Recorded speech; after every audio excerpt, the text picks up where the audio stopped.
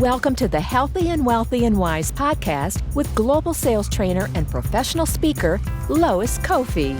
Each week, it is her goal to share inspiration and education for you to be, do, have the best health and wealth and wisdom for your life.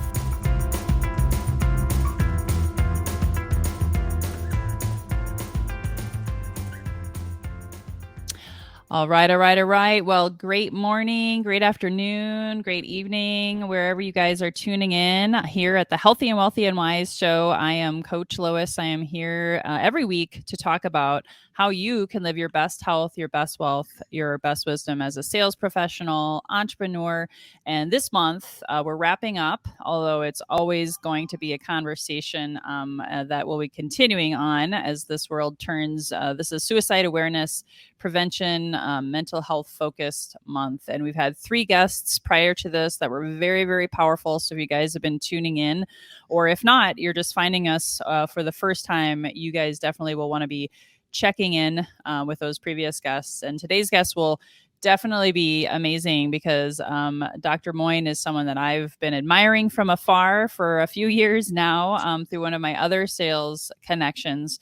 And I just want to acknowledge, if you are tuning in live, before we dive in with Dr. Moine, please go ahead and comment below #live and where you're tuning in from, and any exciting thoughts that you have for the day or something that you're grateful for. And if you're tuning in # on replay, go ahead and comment below #replay. So I'm going to go ahead and introduce you, Dr. Moine, because we wanted to really dive into the topic of the month, of the day, suicide awareness and prevention. And I know you're a sales and marketing psychologist. You're an author. You have a huge background in sales and helping people create wealth. And yet today we're here talking about a topic that's both near and dear to us. So I'd love for you to share a little bit about your background and why this topic is so important to you. Well, thank you for inviting me. And I want to thank everyone. I know we have people listening and watching from around the world. I was going to say good morning, Lois, but I have to say good afternoon because good evening for some of you, and good middle of the night. I've got a client in Singapore. He may be watching. So thank you all for being here today. When Lois invited me, I thought, wow, I'm a trained Ph.D. psychologist. I know a lot about mental health, but what exactly do I know about suicide? And I thought about it, and I realized, I know that person. It was a pretty good friend of mine. He, committed suicide. And I realized I know another person who committed suicide, and I know another person who committed suicide. And I know 4 people who attempted suicide and were not successful. So I just want to jump into this, folks, and say, if you're thinking about it, don't. Something that almost no one talks about or covers, you can Google this, is the number of suicide attempts that are unsuccessful, and the people's lives are just worse than ever. When gunshot wounds, and they live, and I could go into other details, but just, don't even think about it. So I thought, wow, I have a lot to share about this, and I'm helping 3 people right now. These are close friends of mine. 2 of them used to be clients who have fallen on very hard times. Folks, it's a rough time in the world right now. Yeah. Lois and I were briefly discussing that there are literally, and this is not an exaggeration, there are billions of people in pain. The world stock markets are collapsing. It's not just the United States. In the United States, we've lost about $9 trillion of wealth. The stock market early this morning was way down again. The bond market is down. The bonds are considered safe, but it's lost almost as much money as the stock market. That almost never happens. Gold is down, silver's down, cryptocurrency's down. People are losing their life savings. And so there's a lot of pain out there, and I'm personally helping 3 people on a friendship basis, on a love basis, they're in pain, and I'm doing what I can. And one of them told me recently, Donald, you saved my life. And I didn't realize it. I did not know that. No one's going to tell you, folks, that hey, I'm suicidal. It's not going to happen. But like the 4 people I mentioned that I know of who committed suicide, everyone said I was shocked. I was just so shocked. And yet there are clues. There are always clues. But people are just so wrapped up in their lives and, they're oblivious. But you want to, especially right now, you want to look, the people who are in pain, Mhm. and you want to reach out. You can't help everyone, folks. You cannot help everyone. But those people that that are in pain, that are close to you, that mean that, where you really have that close relationship, Mm. you I'm going to go into more detail about what you can do. And you don't have to be a psychologist. You don't have to be a psychiatrist. You don't have to work on a suicide hotline. Mm. I want to share something with you that might kind of shock you or surprise you, coming from me, a psychologist. There's not many psychologists. There's even fewer psychiatrists. There's not very many people working on the suicide hotlines. All of those people are extremely important. The work they do is of staggering importance, but there's not enough of them. And there's a lot of people. There's always a lot of people in pain, not just when we have stock market crashes. And it's people like you and me and Lois who reach out to a friend, who support them, who love them, who do some of the things I'm going to share with you later that save lives, that make a difference. I don't know if you've ever called the suicide hotline. I've called them. I've been depressed in my life. In 2008, I lost 20 years of my life savings in stock market crash and the real estate crash. It was, and plus a lot of my clients said, "Hey, Dr. Moine, I love you, but I can't afford to work with you because I've lost all my clients. I've lost a whole bunch of my clients." And it would, so my income plunged on top of losing all this money. And, and just, I was not suicidal. I have not been suicidal in my life, but I've been very depressed at different times for different reasons. And I call the suicide hotline. And, they're wonderful people. But it's not like talking to a friend. It's not like talking to someone who, they're not going to come over and see you. They're not going to say, listen. They're not going to listen for long periods of time and say, "Hey," and after they've listened and they understand what you're going through, they're not going to suggest, "Hey, let's go to Starbucks," or let me take you out to lunch, or let me take you out to dinner. Mm. They're not going to do these things for you. And you can do those things for just a few people in your life. Folks, I know you're super busy. That's the excuse I've used at different times when I've lost touch with people. And it's Mm. easy to do it when they're in pain. It's easy to do it.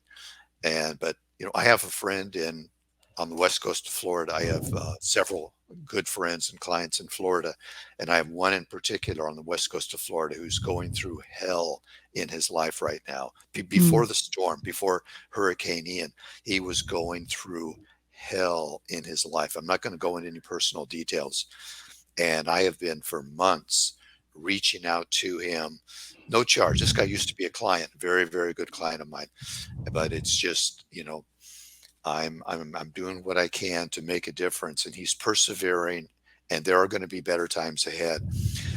So, what I'd like to cover today is on 2 levels, 2 audiences. One is you, all of you out there around the country, around the world. If you're in pain, I want to talk to you, one on one. And the second one is all the people you love, all the people you care about, the people in your life who are in pain, the people you might be worried about, and what you can do without being a psychologist or a psychiatrist, what you can do that can really make a difference. So those are the 2 audiences I'd like to address and share some wisdom, some insights with that I've picked up over all my years on the planet, quite a few years now. I don't want to take up the whole conversation. Lois has a lot of wisdom to share. I'm going to turn it back to you, Lois, to share whatever you'd like to Awesome. share. Absolutely. And thank you so much for your knowledge and your compassion. Oftentimes we get so caught up in our quote unquote success in life that we forget about all of the things that are happening for us, right? That are impacting other Mhm. people. And I did want to just do a couple of reminders because I know we got some people tuning in live. Gail Kraft from Indiana today, as I know, she said herself, she's been on the railing in a high rise, ready to jump. Something told me to get down, and I've lost 10 people, Dr. Moine, to suicide. And Wow. so for me, and my mom was suicidal, so I've actually in utero, and you could probably talk about this. I know that I brought into existence my own pain, and same as you in 2007, 2008. I was homeless for a while. I never called the suicide hotline because I had 5 friends. I called them my high five. And I Mhm. basically said to them, hey, look, if I'm calling and you see me calling, please answer the phone Mhm. because Mhm. I'm at a rock bottom low, and I'm not even kidding, Dr. Moyne. That was one of the key things that helped me go from having those scary suicidal thoughts to actually making a plan. And our last guest actually had a plan in place, and she had the same thing. She had 2 friends that actually intuitively knew that she was in that space, and they would Mhm. call her like literally like angels, you know Mhm. saying, hey, Mhm. are you okay? And that was one of the things that helped her. So just so you know, Dr. Moyne, it's near and dear to my heart, and we've been Mhm. talking about this, but I think it's really amazing. I haven't had a psychologist and someone like yourself who's also shared that you've been there. And I think that's what people I've found.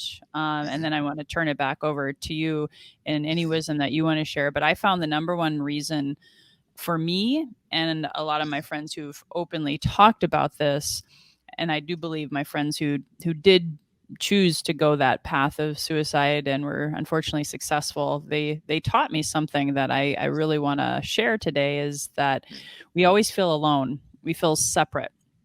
We Mhm. feel like we're not connected, and Mhm. physically, mentally, spiritually feel like life is just not worth living. Can you speak to that, or what is your perspective on that, root cause of Mhm. why people want to go that path? Yeah, that is it for many, many people.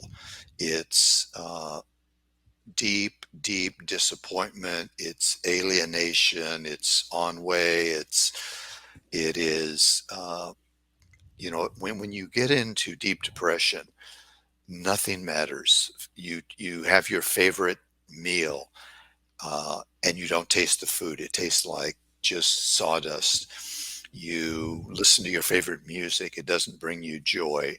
You Mm. walk through a beautiful park. It's just blur. It's just a blur. And it can be triggered by anything, folks. You might think I'm on top of the world right now. I am kicking butt. I'm making a lot of money. Um, and your life can change in an instant. It can be a car accident. It can be a cancer diagnosis. It can be your the person you love more than anyone else in your world, your spouse, your Mhm. soulmate says it's over. They walk out. You wake up one morning, their stuff's gone, the drawers are empty.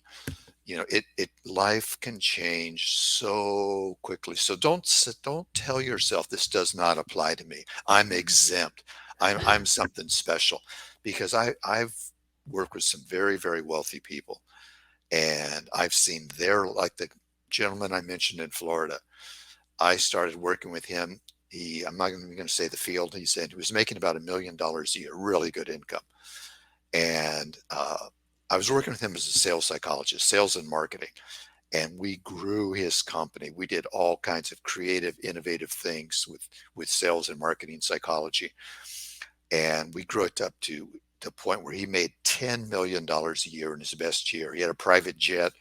He had a 8,000 square foot mansion. He flew me back to Florida a number of times, you know, and he lost it all. That was like 6 or 7 years ago. It was a long, painful process, but through no fault of his own, he lost it all.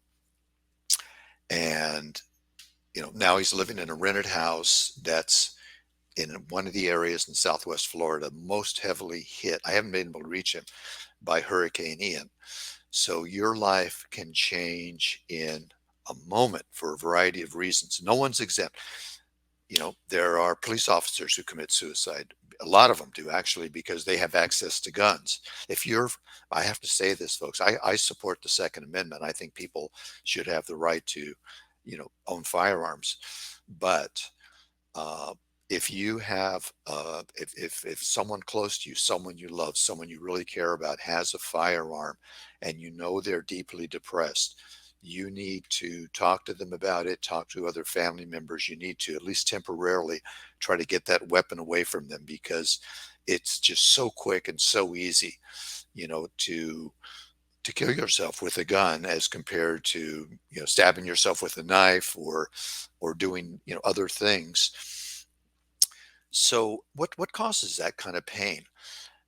It's deep level of disappointment, and it's something that I find so fascinating. I want to share this with you guys, because most people don't understand this. They think, oh, that person lost a lot of money, they might be suicidal, or that person's really poor, they never had any money, they were born dirt poor, they're going to leave dirt poor.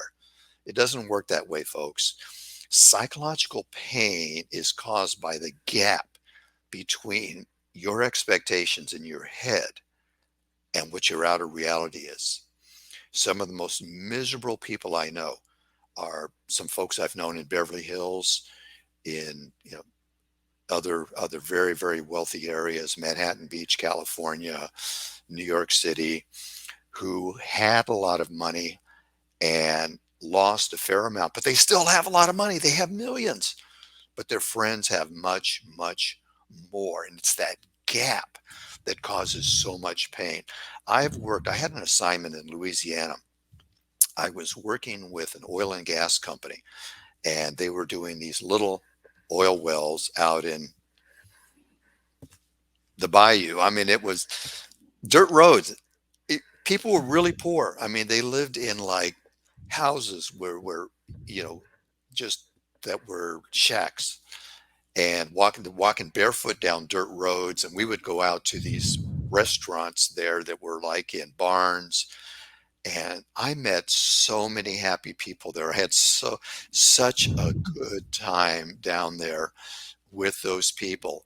And I realized, poor people can be, I'm not advocating poverty, folks. I am not advocating poverty, but I've traveled around the world. I know a lot of you have.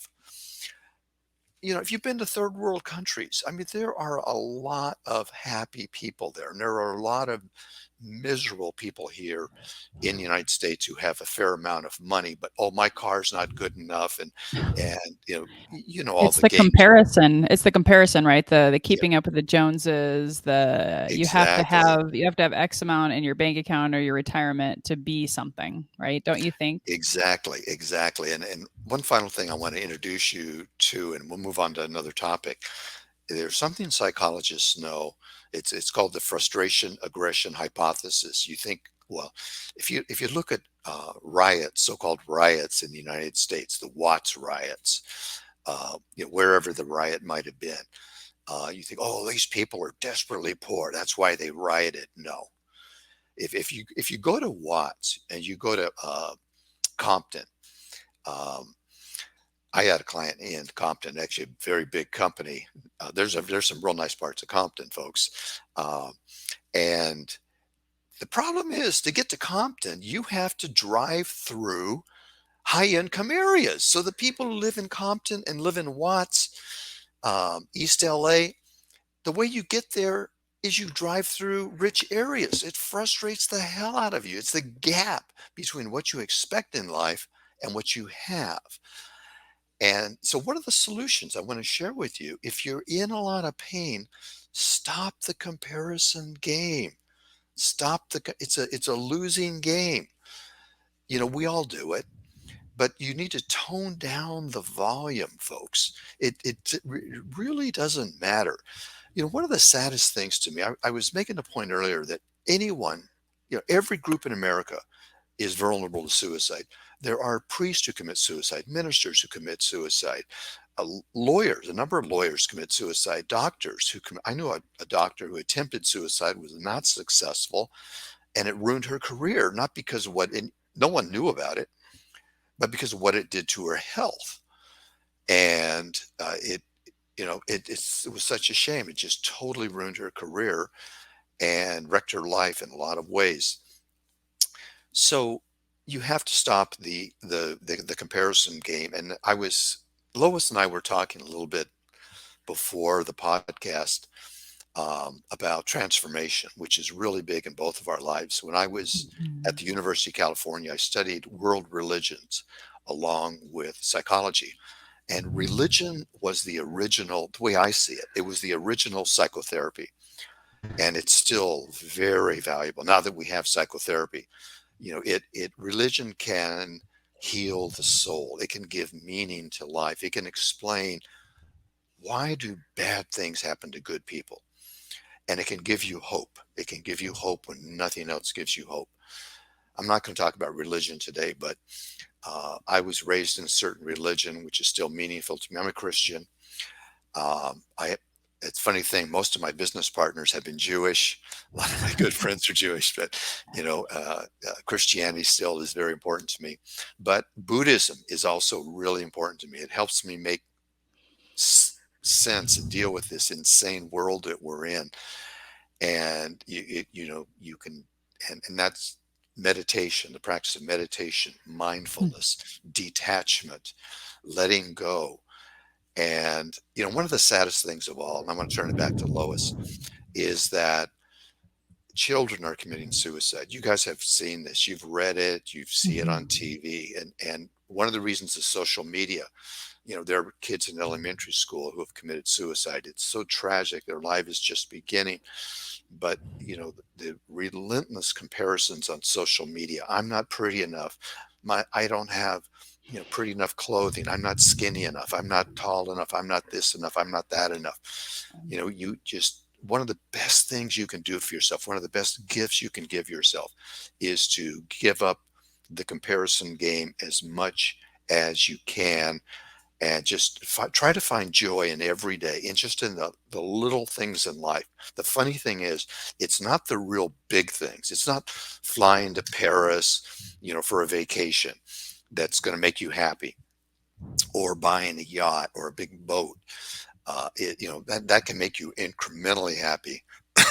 A friend of mine who had a yacht told me, he says, "Hey, Donald, the happiest day in a boat owner's life, the second happiest day in a boat owner's life." And I said, "No." He said, "The second happiest day in a boat owner's life is the day you buy your boat."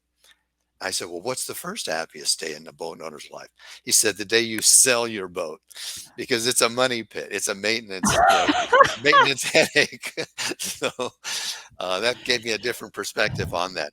So you want to really tone down the comparisons and just detach it. It's so sad that when we look at it from our adult perspective, we see it. We say, "Oh, that's so tragic." If you see the child's diary, they kill themselves over such a trivial thing. And as you get older in life, and you think about why, I think about why the people that I know ended their lives, and it doesn't matter, folks. It really just there's a saying, "Don't sweat the small stuff." P.S. It's all small stuff. It's Yeah. all small stuff, man. The important thing is life and loving other people and trying to make this a better world. If you're doing that, I don't care how broke you are. I mean, you can be a homeless person, and you can be making this world a better place for someone else.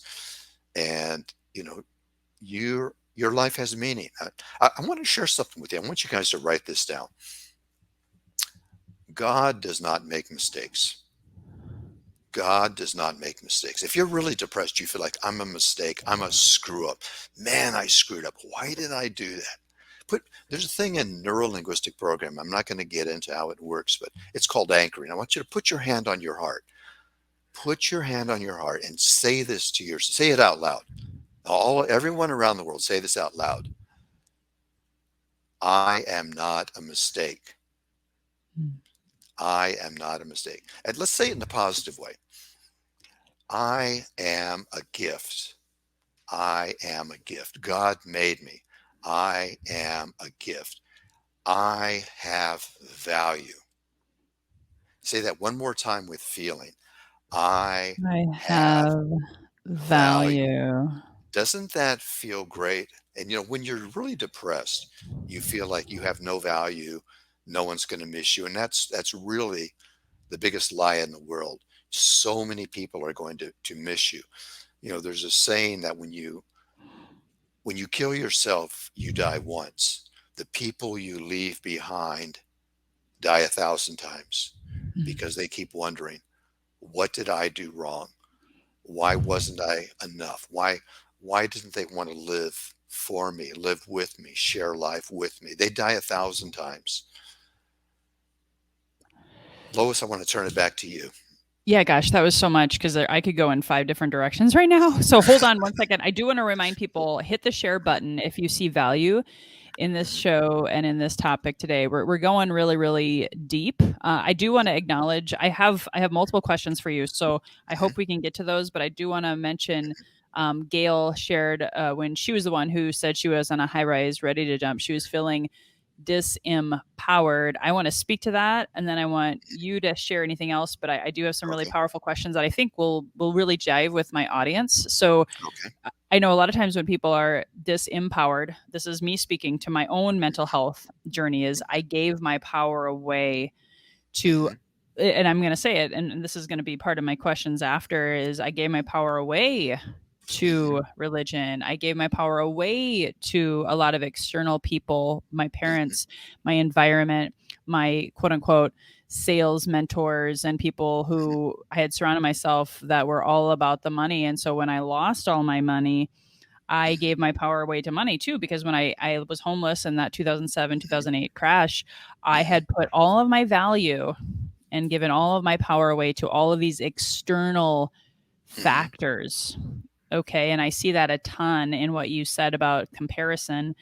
So what are your thoughts on that and that feeling of disempowerment? Because I think Gail hit on a really big component there. mhm. Folks, we all have tremendous, tremendous power. And I actually want to take this from a different angle. Uh, I want to talk about murder for a moment. I wasn't planning to do this, but I have to share this with you because people who sometimes feel powerless are the ones who commit murders and mass murder. They want to get attention, they want to claim Mm, power. There was a woman who, I think it was the woman who tried to kill, uh, it wasn't Ron Reagan, I think it was Gerald Ford. Her name was Squeaky Fromm, Squeaky Fromm. You can look her up. Someone can Google her. But she was a mousy little short woman, skinny little woman. And, she was caught. She was not successful. And when they interviewed her later, I remember this. She said, they said, "Why did you do it?" She said, I always felt like a nothing in my life.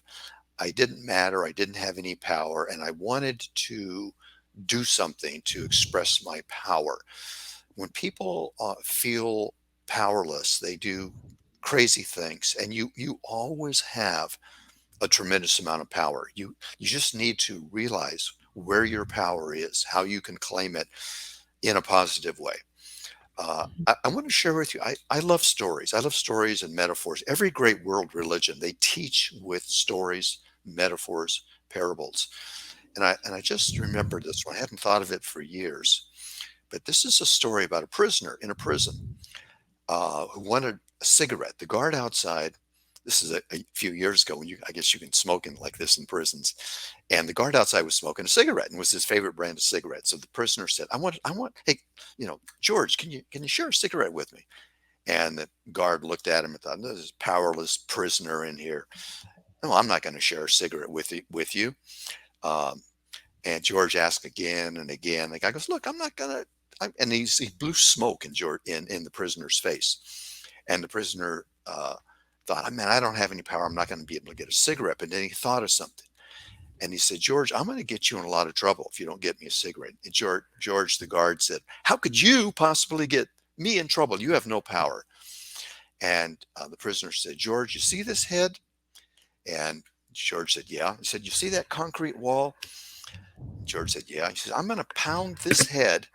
I'm going to pound this head into that concrete wall until I'm all bloody. And I'm going to swear up and down that you did it to me. And he said, well, they're not going to believe you. I said, yeah, maybe not. But think of the investigation. Think of all the paperwork, all the investigation. That's going to go in your permanent file. George, can I have a cigarette? And George said, here's a cigarette. So, folks, even if you are a prisoner, you have power. Prisoners going on strikes. You just have to claim your power. So it's a matter of awareness. And Lois, I know because you're into transformation like I am, we have to increase our awareness. And one of them, I said earlier on, I want to address two audiences. One of them is you, all of you tuning in today. And the other is people in your lives. Folks, if you're in pain, if you are deeply depressed, seek help. And I don't mean just call the Suicide Hotline. That's very important. But as I mentioned earlier, it's limited. Mm-hmm.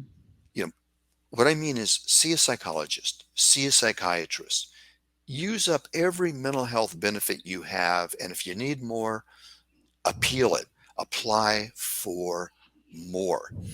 I work with some very, very successful people. Some of my clients make millions of dollars a year in personal income.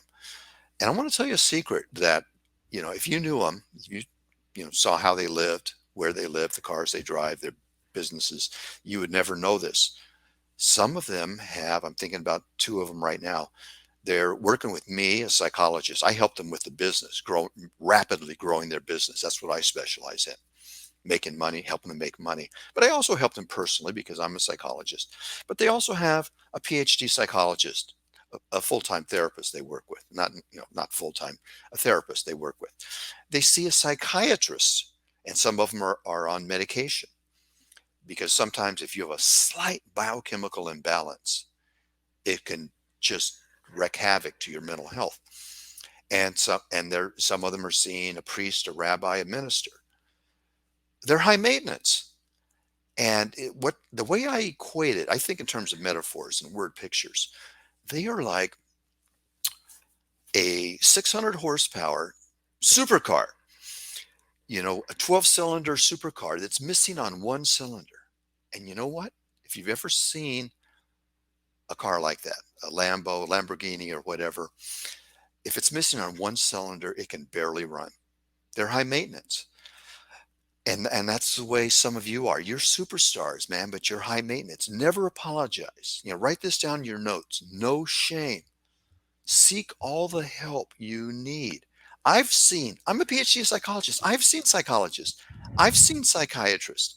I have a couple of psychologist friends. We trade therapy on each other. I do therapy. I'll make a confession. I do therapy on myself every day to deal with this insane world. I was going to say that's beautiful. Yeah.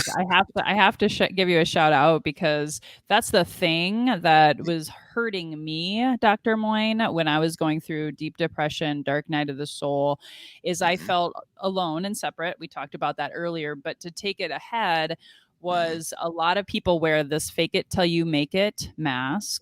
They're all, rah, rah, see me, I'm awesome, never let them see you sweat. I don't have an off day, but, probably in their closet at home, they might be drinking a bottle of wine, going through their own challenges, but they don't want to come forth and, like you said, confess. And I've been more open and vocal about my painful journey and how I may have a bad day or a bad week. And that is what people want to know. They want to know that you're human. And so the fact that you shared that, I just want to acknowledge you for that, because a lot of people will say he's got all of his, what together because he's a psychologist and this and that, and he has all these degrees and awards. Who am I? So I think people need to know that we all have our own journey with mental health, and we're working on it every day. Exactly. Amen. Amen to that. I want to pick up on something you said. I'm going to shift now into how can you help others without being, trained in mental health? Because like I said before, I think that it's people like you and me and Lois, just regular people who save more lives. Sometimes we don't even know it because there's just there's so many more of us. There's billions of us in the world, and there's not enough psychologists, psychiatrists to go around. So get all the help you need. Don't make any apologies for it. No shame, no guilt. More and more people are coming out and doing and talking about this. You see famous athletes. Trying to think of the name of the tennis player who took time off, and you see musicians and others who say, well, Michael Phelps, the swimmer, he's doing ads for some mental health service, and he took time off from swimming. So you can be a very high performance person and need to take care of your mental health, and you can be authentic and share it and talk about it. But you talked about this whole thing about fake it until you make it. And I want to talk now about how you can help other people. And most importantly, I want to tell you what not to do, because this is what a lot of people do is they recognize someone in their circle who's in pain, who's suffering, who's had a big setback. Maybe they went through a painful divorce, they lost their house, they were in a bad car accident, they were diagnosed with a serious disease, and they decide, I'm gonna cheer you up, and they give you their pep talk. Yeah. And they say, it's a beautiful day in Southern California. Listen to the birds sing. Isn't it a gorgeous day? Are you feeling better? PMA, PMA, write that down. Positive mental attitude, positive mental attitude. You need a checkup from the neck up. Get rid of that stinking thinking. And there are actually people who have gotten famous, by teaching things like this. And I don't want to criticize them, because I actually follow some of these people because they have some worthwhile, they have some valuable things to say. Lois knows who I'm talking about here. Oh, I do. And I've said their You, name on my show. I have no shame. I have no shame. well, actually, I saw that in your LinkedIn profile, but and I've met that gentleman, and he made a big positive difference in my life. But people misinterpret this, and when someone is down, that is the last thing in the world you want to do. Is give them that pep talk, and you feeling better. And the other thing you don't want to do, folks, there's two things you have to know: what to do, and people think, oh, if I just know what to do or what to say, that's enough. No, you have to also know what not to say. So you don't want to say, man, just you could be a starving person in a third world country with no health care. Think about, you should be so grateful to be living in America. And when their soulmate left them, when they were seriously injured in a car accident, when they lost their house to foreclosure, which people are going through foreclosures again now, it's starting because of these super high interest rates, and there's going to be a lot of pain to be coming. Yeah. That does not help them to say, think about, you could be in a third world country, you could be so much more poor, you could be living in, you name a tenement building somewhere. It does not help. So don't do that. What can you do? Folks, you need to walk with them. You don't have to be Mm. a psychologist or a psychiatrist, but that saying, misery loves company? Yes. There's truth in that, folks. There is truth in that. If you like Motown music, if you like, it's not Motown, it was kind of like pop music, but there was a song a number of years ago. You can see it on YouTube. It's still out there. It's still a little bit popular. I forgot the Shondells. I forgot who did it, but it's called "It's My Party and I'll Cry If I Want to." It's my party and I'll cry if I want to. And there's a lot of truth in that. You know, uh, Misery loves company, but every mood seeks its match. It's not just misery. Write that down. Every mood seeks its match. And if you're kind of down and depressed and you get, especially if you're trying to do business when you're down and depressed, and you talk to someone whose life is just going really well, you need to think about a time in your life when you were really happy and access that. It's stored in you and stored in you, the emotions, the memories, and just temporarily. Let's say you're on a sales call, for the next 5 minutes, access that part of yourself when you think of yourself, how a life was like when you were up and cheerful and happy and everything was going great. And then once you make that big sale and you can earn that $10,000 commission, you can always go back to being depressed. You can always go back to being depressed. So, folks, what you want to do with those people in your life, and it's, like I said, right now I'm helping 3 people like this, because, I know you don't have the bandwidth, you don't have the time, but it could just be one person that can make a huge difference. You can save one life, or give them, hope and reason to go on. Is just listen, say, how are things going? I've been thinking about you. You know, um, tell me about it. I'm here to listen. Don't have an agenda of your own. Just say, I'm just calling as a friend, and listen and ask questions. And uh, and if there's, maybe most things are going great in your life, but if there's a couple things in your life that are not going so well, share that with them. Say, I've been feeling a little under the weather lately. Um, I've been having the sniffles. I maybe I'm coming down with COVID. I don't know what it is. I need to get checked out. I'm not sleeping well. you know, be disclose, walk with them, walk with them. The key to helping people change is to first get in synchrony with them. If you were trained and got a PhD in psychology, one of the things you learn is to enter someone's reality, to really understand it. If someone comes into you and says, I'm seeing purple elephants, you know what every family member has said to them? There are no purple elephants out there. Helen, there are no purple elephants out there. You're imagining things. Snap out of it. Wake up. Grow up. Everyone's tried that. It hasn't worked. That's why they're there to see a psychologist or a psychiatrist. So, if you're a skilled therapist, you're going to say, well, that's interesting. You're seeing purple elephants. Tell me about them. How big are they? Oh, that's interesting. How many are there? Oh, there's only three. Were there ever more? Oh, there were a dozen. Oh, why did they go down? What are the elephants doing? So you enter their reality, and that gives you the power to start to unravel it. So let's go back to you and a friend, someone who's in a lot of pain, and you give them a chance to. Psychologists call it catharsis. There's a primal pool of pain within them.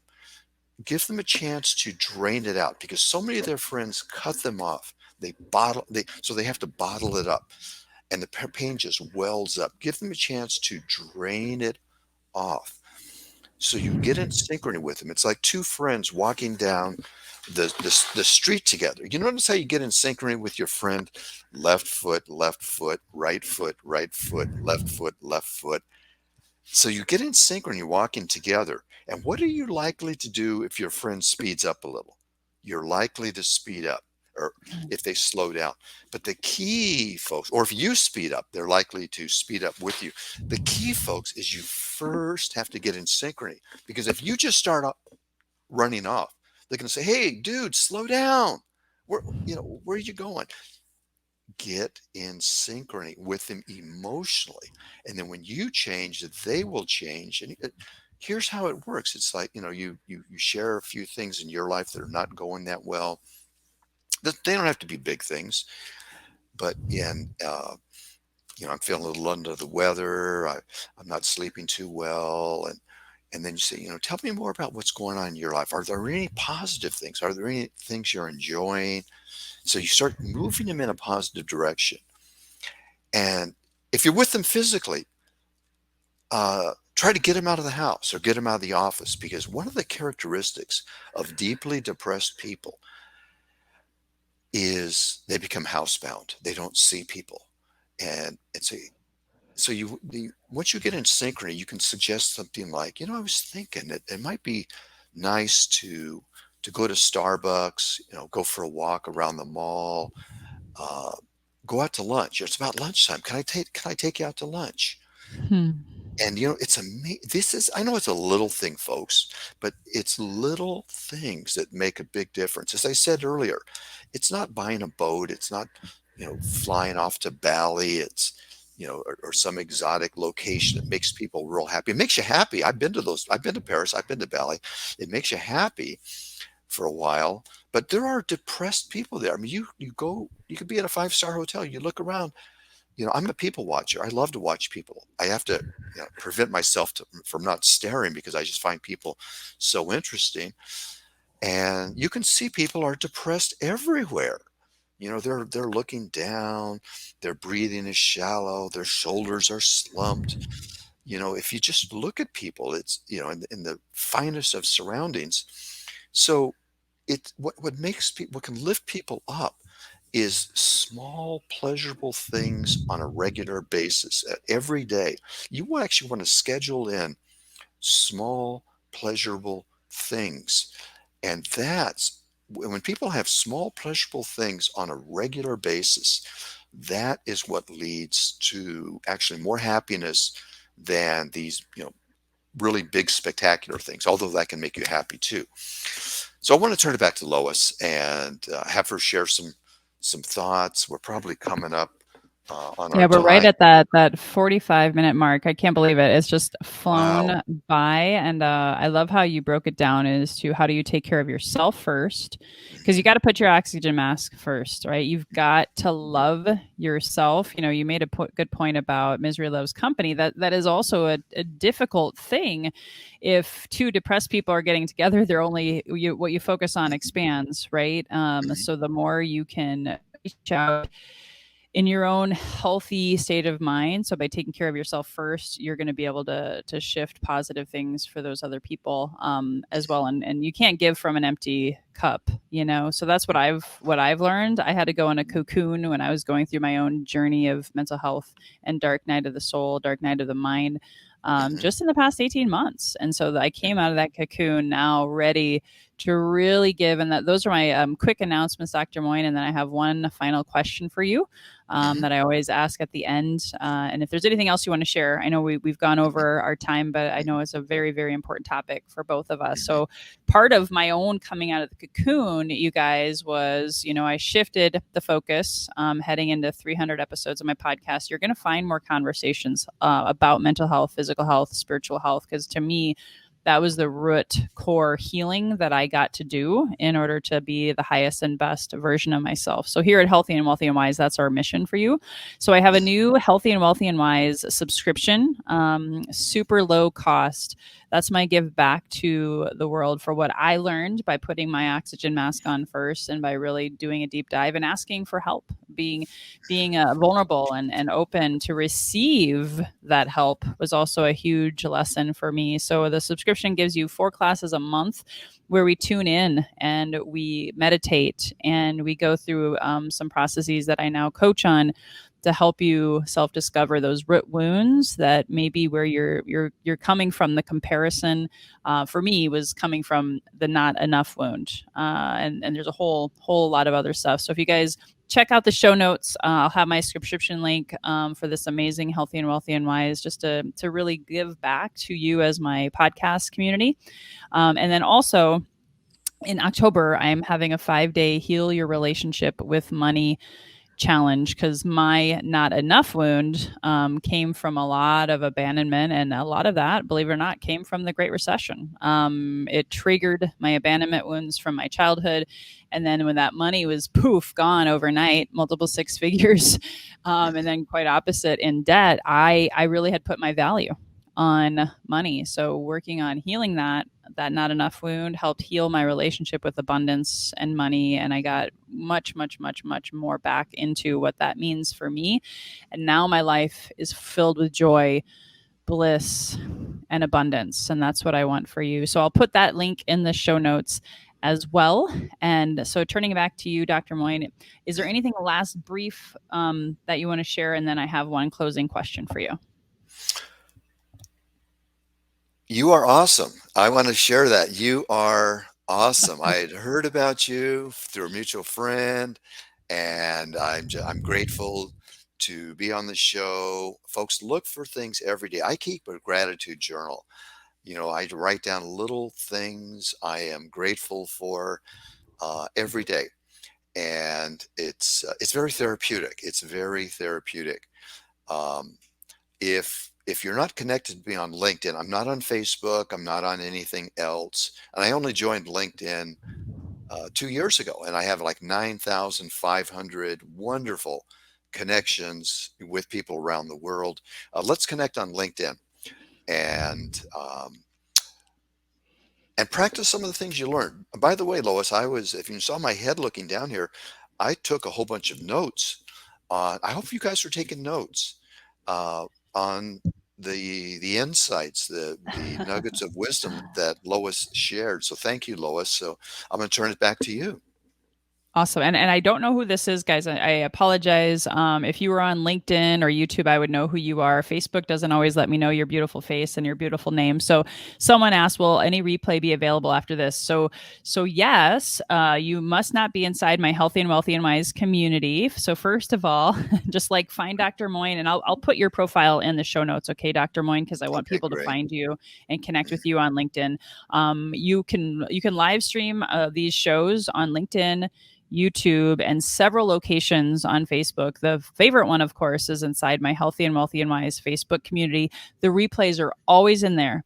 They're always on YouTube. They're always on LinkedIn. And oh, by the way, usually within 48 to 72 hours, this show will be in iTunes. So you guys can have access to it indefinitely. And then I also have a special suicide awareness podcast page that will be also in the show notes, and we put the YouTube video because we love the video aspect of this show, so people can connect with the visuals and connect with our energy visually. So you'll have so many options to see the replay.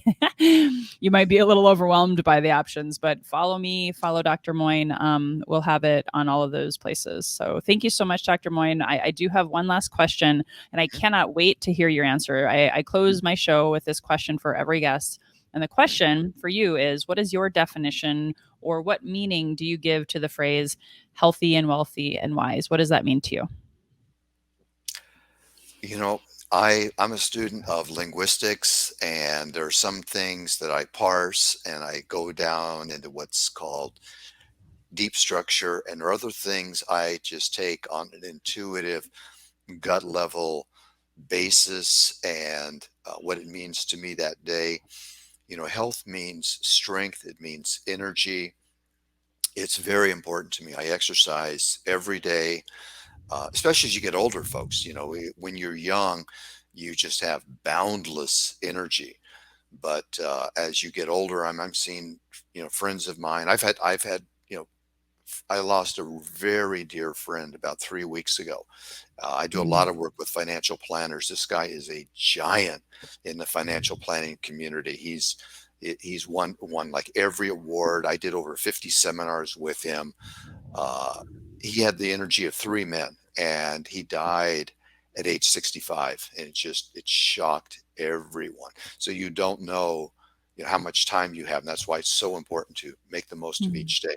So healthy, I just take at face value. Wealthy, so many forms of wealth, uh, physical wealth, spiritual wealth, psychological wealth, uh, family wealth, just connectedness, friend wealth, social wealth.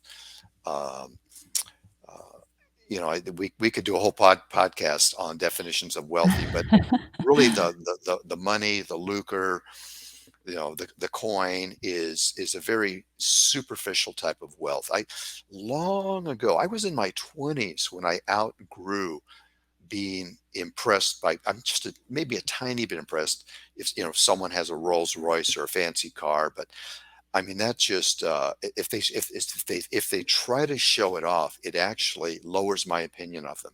If they have it, okay, fine, that's great. uh, I've had a lot of fancy cars, but after a while, I'm reminded of that song, "The Thrill Is Gone." The thrill is gone, and it's a little bit of the thrill is there. so many, healthy, wealthy, and wise, wisdom. Wow. Um, that's something that drove me from a young age. I always loved knowledge. For many years, I thought I was going to be a college professor, and that was my path because I always loved knowledge and learning. And and then I had to redefine myself because I realized I taught a couple classes when I was getting my Ph.D. and this is fun, but I was much more interested in business. And I realized I don't want to spend the rest of my life teaching 18 and 19-year-olds who say, is that going to be on the test? Is that going to be on test? Hey man, learn it because it's important, because you love it. So I shifted gears and jumped right into business and started working on Wall Street. That's a whole other thing. So wisdom, it comes in so many different forms. It comes from unexpected places, wisdom from the mouth of children sometimes. So look for wisdom everywhere. There's wisdom we can get from animals. Look at the way animals live their lives. If you have pets, there's wisdom in nature. So I seek it out everywhere. And I have to applaud you for what you're doing. You are making a difference, Lois. God bless you. Continue on in the journey, and join. And all of you out there, join us, because you have wisdom. Put your hand on your heart and say this: I have wisdom. I have I wisdom. have wisdom. Say it with feeling. I I have have wisdom. wisdom. Yeah, don't ever feel like you're ignorant or you're stupid. We all have more to learn. And if you ever hear yourself, the three of the worst words you can say to yourself are, uh, I know it all. Those are killer words for learning. If you ever find yourself saying, I know it all, you are going to stop learning and stop paying attention and stop taking notes and stop thinking. And it means the end of your growth as a human being. So if you ever hear yourself saying that, you have to be able to increase your awareness. You can hear what you're saying to yourself, because we talk to ourselves at the rate of about 200 words a minute. And many people are not aware of that, and they don't know how they're programming themselves. But you need to slap yourself and just say, stop it. I don't know it all, man. There's so much more I have to learn, because that's what makes life exciting. Thank you all for being here. Lois, thank you for inviting me. And one final thing I want to share is that, I had a person recently, one of the three people I'm doing everything I can to help, who said, you saved my life. And folks, those are like the greatest words you can ever hear. The greatest words you can ever hear. And you may never hear them, but you might realize later that you have saved someone's life, added meaning to their life. So there's you may not necessarily be financially rewarded for this, but the spiritual rewards, the soul rewards, the richness it brings to your life. There's nothing more important than saving a life. And so use what you learned here today. There's a lot more to learn. God bless you all. And Lois, I hope we can do it again sometime. This has been fun. Yes, I would love that. There's so much more to learn from you and to share with our audience. So please, guys, again, as we wrap it up here, please hit the share button. Sharing is caring, no matter what platform you're on. Email this out to your list. We definitely want to invite more people into our community of healthy and wealthy and wise. It's free to be inside the Facebook group. It's free to connect with me on LinkedIn. And of course, if you want to take the next step and be a subscriber and to really heal your mind, focus on your health, your wealth, and your wisdom in a different way, and in a supportive, positive, like-minded community, please consider that as well. You can check out that link in the show notes. So we'll be back next month in October. I'll be actually streaming live next Tuesday, an interview with my mentor, spiritual mentor, Franco Romero, on the pursuit of happiness, What is that all about? What does that even mean? How do you define happiness? We're going to be talking about that next Tuesday and a couple other great episodes later in the month. So until next time, guys, here's to your best health, your best wealth, whatever that means for you, and of course, your best wisdom. We love you. And again, please share this. You could save a life. Bye-bye for now. Bye-bye, everybody. Hey guys, thank you so much for listening to this episode. If you enjoyed this, please subscribe, refer a friend, and please drop me a rating or a review. If you do that, I'll reward you with a free 20-minute free coaching session on crafting your journey to your best self. Reach out to me at lois@loiscoffee.com to claim your 20-minute slot. Until next time, be healthy, wealthy, and wise.